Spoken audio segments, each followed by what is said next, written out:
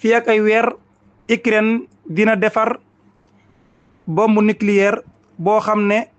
ci ndimbalul Amérique États-Unis kon ci la koy defee ci benn rapport militaire ukrainien ñi wax daal kon Ukraine am na ci lenn ci jumtuwaay yi nga xam ne boo ko amee di nga mën a daal def bombe nucléaire mooy li ñuy wax polytonium yaakaar naa polytonium nga xam ne daal mën na caa sukkandikoo ngir defar bombe nucléaire bu sukkandikoo ci The Times xabaar kër see xabaar la gu nekk fële ca Angleterre mooy daa wax ne kon l'Ukraine pourrait disposer d'une arme nucléaire dans quelques mois nekk loo xam ne nag bu ko amee lu muy jëfandikoo la diggam ak ñi nga xam ne kon ñoo di waa Russie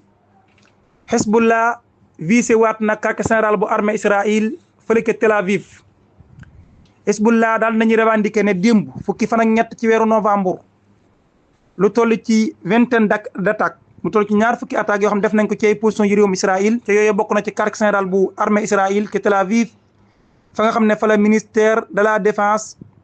nekk Hezbollah itam nee ñu faat nañu lu ëpp téeméeri soldats yu réewum Israël depuis septembre depuis 30 septembre léegi daal téeméeri soldats yu Israël ñoom faat nañu ko ci jamono jooju nag Israël moom ña ngay wéyal la ñu nekk rek di amal seen ay bombardement ci banlieue bu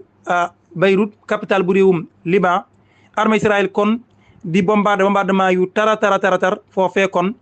porte parole bu armée Israël bi nga xam ne moom arabe lay wax